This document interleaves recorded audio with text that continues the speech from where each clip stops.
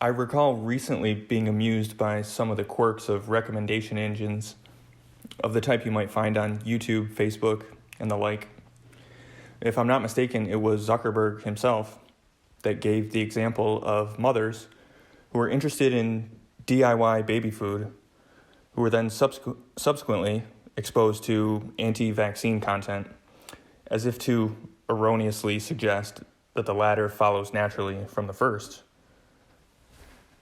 Another quirk is the seemingly benign study of historical moon landings, which in turn leads to being bombarded with flat earth content. While the algorithm appears to be doing its job, that of being a recommender, does it ever quite know when it crosses a line between harmless content and that which might be false or misleading? The, quote, algorithm can only follow the numbers, which it does remarkably well, maybe too well for our own liking. Now we're faced with the unintended consequences, such as the algorithm-induced rabbit hole, in which the viewer is led to progressively more niche, fringe, and extreme content.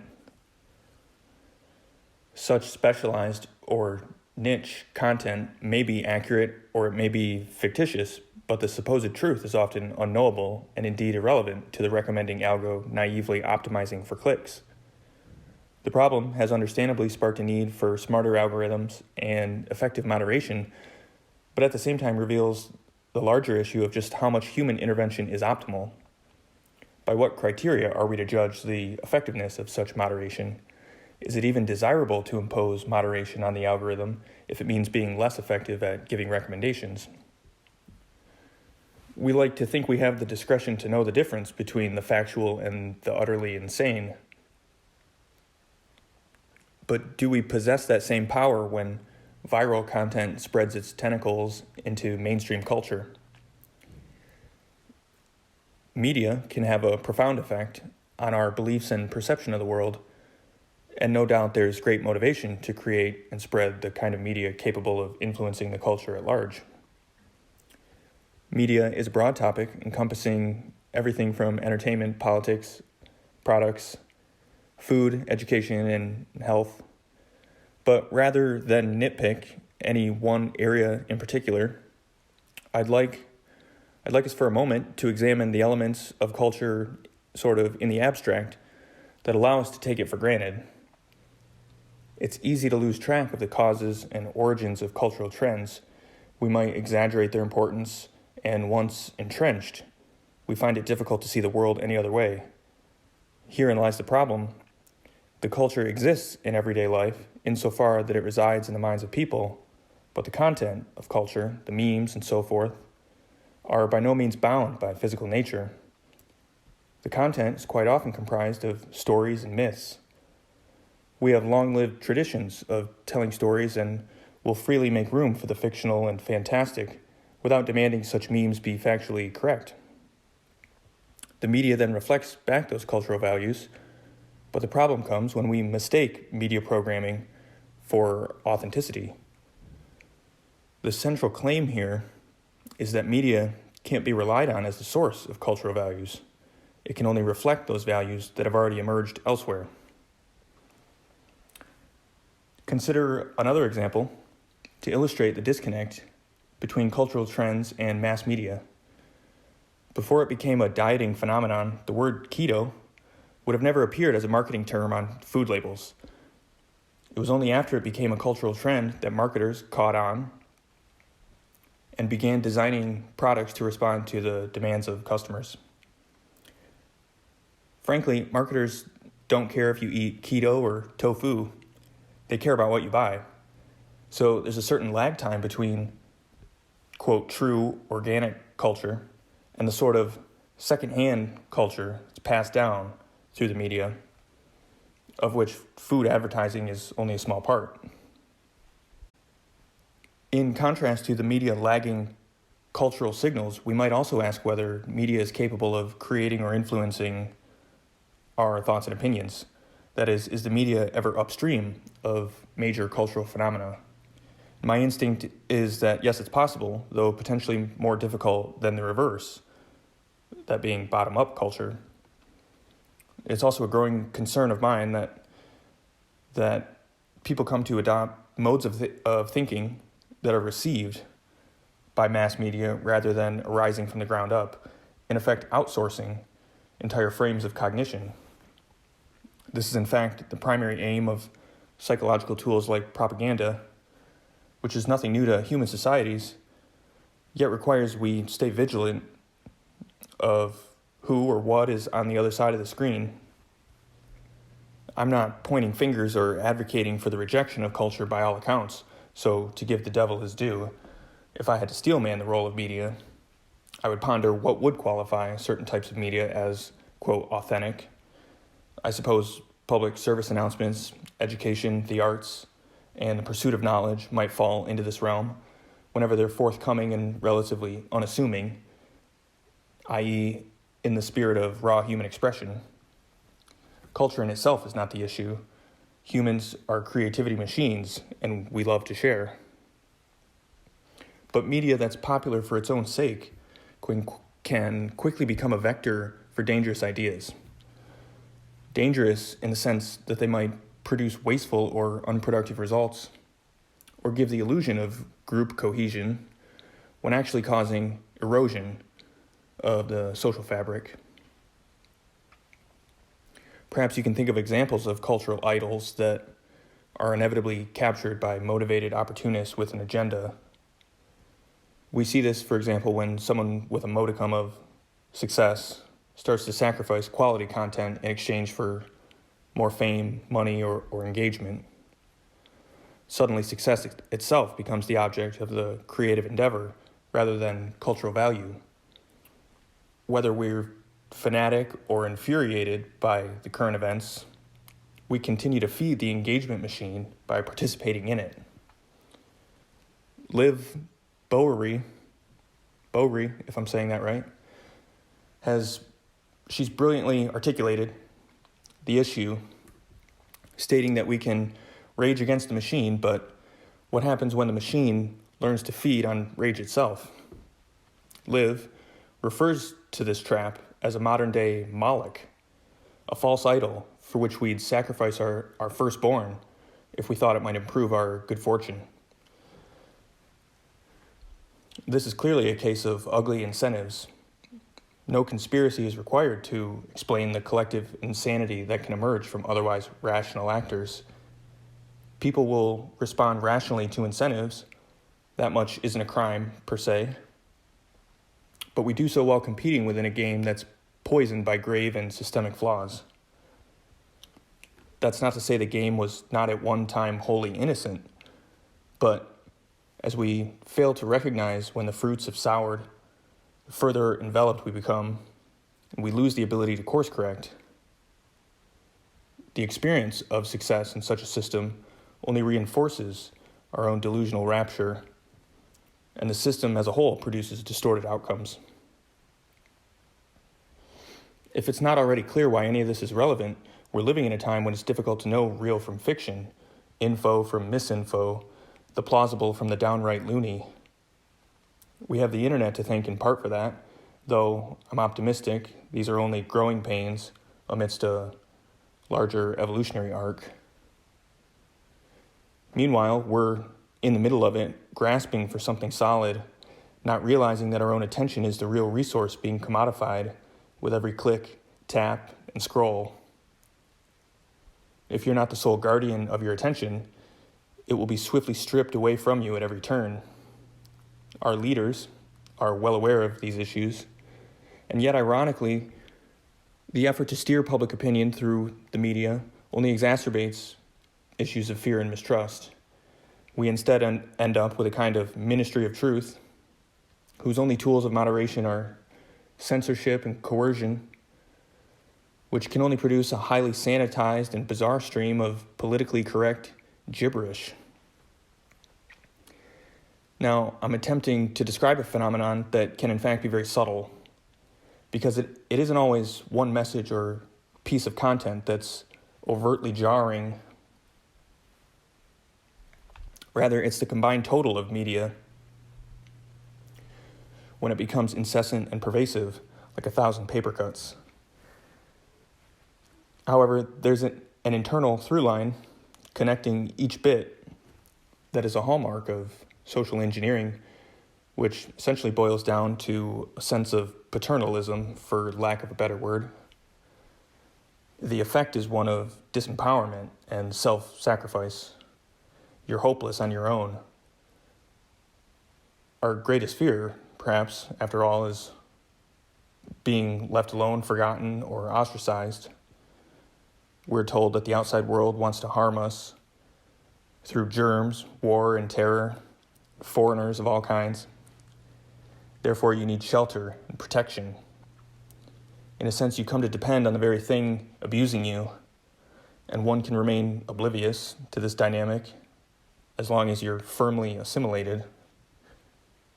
The gradual subversion of personal agency occurs over time like a slow drip. Many of us have a mainline connection to mass media that's difficult to shake off.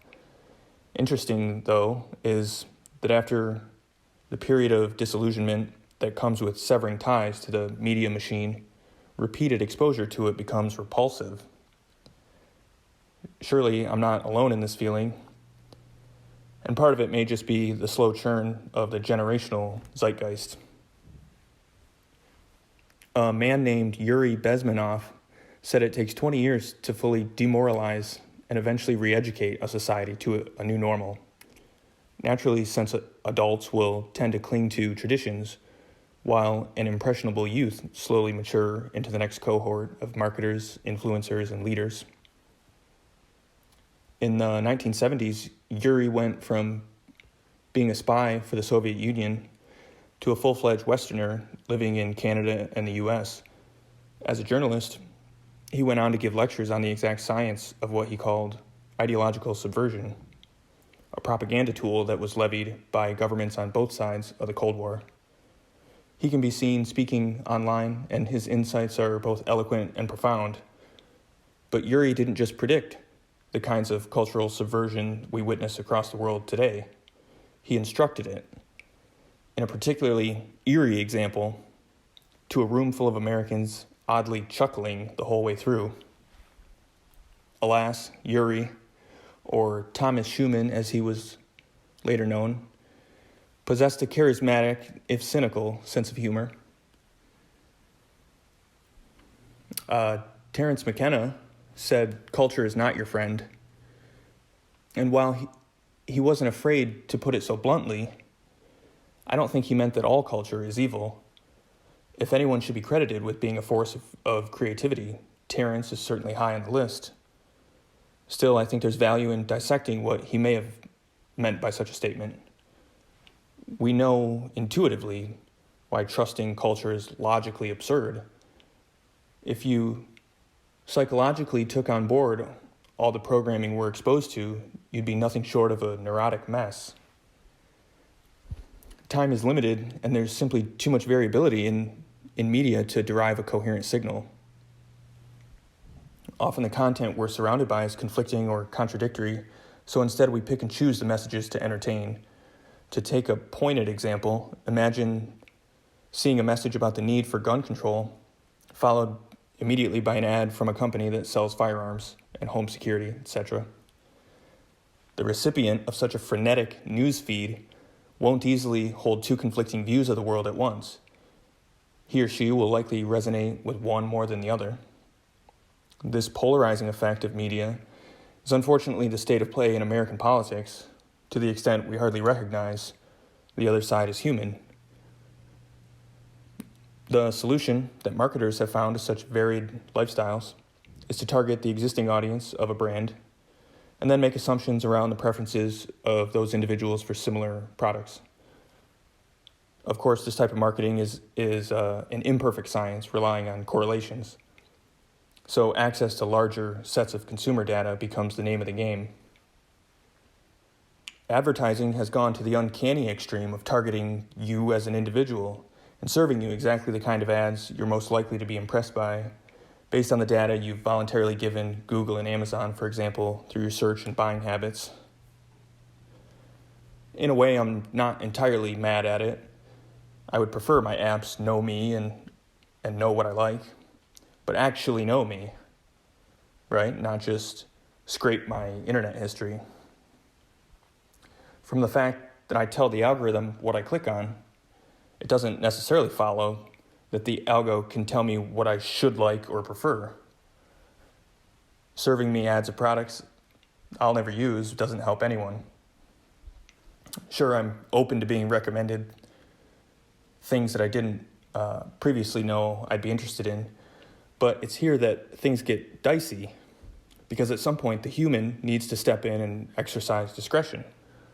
It's not obvious that if I read about X or Y, then I must be interested in flat earth content, for example. But the computer can't possibly know that when it's making statistical inferences. Only I can direct the flow of content by providing the algorithm with correct feedback for my taste, which in turn requires I know enough about myself to know what I like, what I'm open to exploring, and what I definitely don't like. That's a lot to ask a person who can act only on an instinct to salivate at every sensational and outrageous thing on the internet. The self-discipline needed to navigate this territory effectively is on a level many of us have had neither the time nor experience to develop, myself included. I want to see technology progress to the extent that we can talk face-to-face with the computer. But until we take responsibility and become the authors of our own cultural values, we'll continue to be the victims of a dumb engagement engine gone haywire.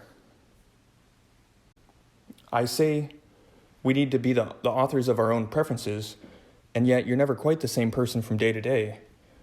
So evolving one's tastes over time, becoming cultured as it were, is likely to invite a fair bit of chaos along the way. Your preferences arise from your own cultural background, and as we reflect on these roots, the search for authenticity starts to seem like an intractable problem. But I hope to convince you that we need not be doomed by the culture. It's true our preferences may be shaped by cultural influences early in life that make us who we are, but at any time we're free to steer the ship in a direction limited only by our imagination. John Vervaeke's meaning crisis is an observation of that which is lost by attempting to derive an identity from culture alone. And on the flip side, what we stand to gain by making an effort at introspection in service of fearless authenticity. But whatever we mean by culture, the fact is it will never do the self-actualizing for you. It will only demand more and more of your energy. People know when they're being used, and it's frankly soul-crushing. No amount of fame or followers will assuage your insecurity in the absence of personal agency. If engagement were the only measure of human values, one might be led to believe our top priority was sex and cat videos, which perhaps is not an altogether unfair assessment. But in reality, this is simply an observation that people, when not otherwise encumbered by the stress of survival, prefer to be entertained, the way a rat will repeatedly hammer the reward lever, even if it kills them. We know better, however, that the most impactful activities are not always the most enjoyable. Things like learning, eating your vegetables, even dismantling old paradigms. If I regurgitated everything I read in mainstream publications or off the first hit of Google, then I wouldn't be adding much to the conversation. I'm interested in looking at what's not being said, peering beneath the stones yet unturned. But being contrarian is not an end in itself. It's certainly not my intention to troll or to rock the boat. But we should recognize many things go unsaid because they're politically unsavory. I want to study why that is. It would be naive to think major media does not also serve as a mouthpiece of the state and corporate elite. This means that news and social media, all the way up to the president's State of the Union, is engineered to have a social impact in addition to disseminating otherwise neutral information.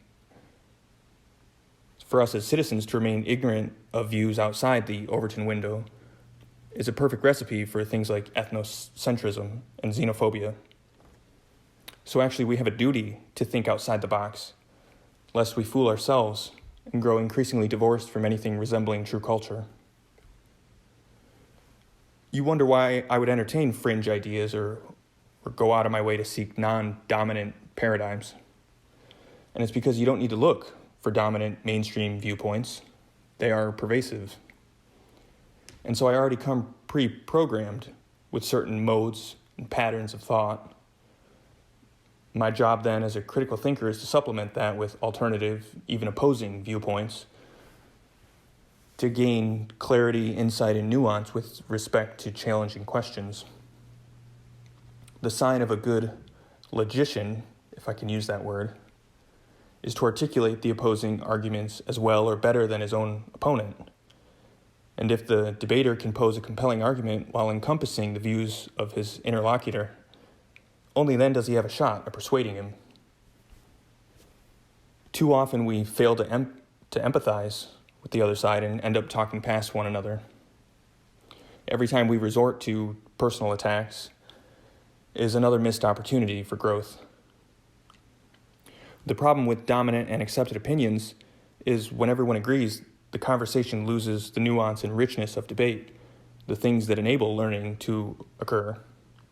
I think it's a mistake to say that if we've reached consensus, then there's nothing left to argue, because many people will absorb opinions without doing the work necessary to validate whether it holds up to scrutiny. The statement 97% of experts agree is not a substitute for empirical evidence. It's only an appeal to authority. How do I know 96% aren't just following what one guy said? For me to take it on faith would be a scientific tragedy. It's simply not in my nature to cease asking why, if only to convince myself of whether I know what I think I know. Eventually, we do rely on scientific consensus in the interest of progress. When I can take it for granted that the sun will rise in the east tomorrow, I can then focus my inquiry on the next further horizon. I don't wake up and feel the need to verify that the earth is round and that the Copernican model is really the correct one. But I want to know that I can do so at any time without relying on authority and decree. Still, we can't verify all possible claims. Instead, we learn to adopt useful heuristics. At what point did we move from debating Copernicus to taking heliocentrism for granted? That, I think, is an interesting question. We know that some 50% of what we know today will be falsified in the future. You can be correct for 500 years and still be one discovery away from being proven flat wrong overnight. And this is why we must have debate. McKenna likened culture to an operating system running in the brain, and the metaphor is an apt one. In some ways, this is literally true. We simply cannot experience the unfathomable complexity of life except through layers of convenient abstractions, of which culture is but one. The cultural lens is arguably many steps removed from the lower, dare I say truer, layers of reality. And this is both a blessing and a curse. We need our operating system in order to navigate the world. But being an abstraction, it's inevitably flawed, biased, and incomplete. We have little choice but to inherit every bit of cultural programming available to us at birth from parents, teachers, and so on.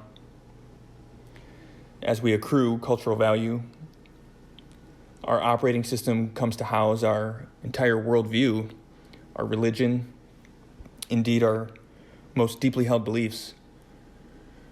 Presumably, our views change and evolve over time, receiving occasional updates, installing new programs. But consider that the information we receive also stems from imperfect sources. It's not enough for new material to simply be laid down over top the old, leaving our past beliefs to fossilize under the weight of time.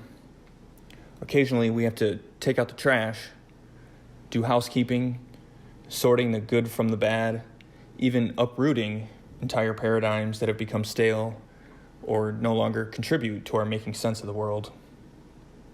Why would one be interested in radically cleaning out their operating system? Perhaps if it can be replaced by one that's more grounded in truth, more accommodative to peace, less rigid, more consistent and integrated with nature.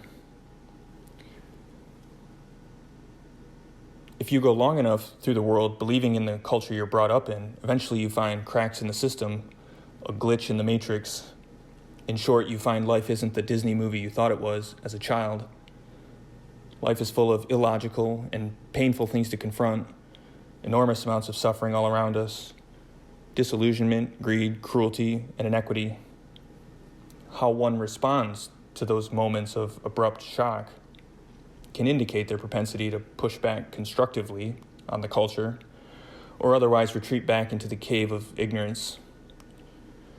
I wouldn't suggest suppressing or denying the difficult aspects of reality or to pretend the shadows don't exist. At this point, it's very much advisable to go deeper and begin peeling back the layers of your own mind. You might just discover new modes of being and new paths to knowing. What do we have to fall back on when let down and disappointed by our own juvenile expectations of the world? To where does one go to seek refuge when in a fragile state? Our religious faith has traditionally served to rescue us from sinking into the jaws of nihilism. But is that not also a kind of subculture and operating system all its own, running various versions of theism, whose interoperability with one another is spotty at best? You can attempt to shed as many cultural layers as you will, but at the end of the day, you're left to contend with the fantasies or nightmares of your own mind, a sort of culture of one.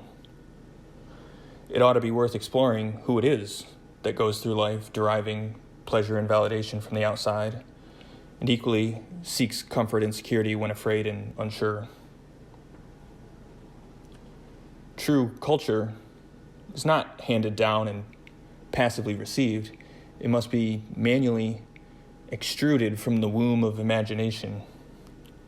But we remain separate from the source of creativity when the doors are heavy and barred.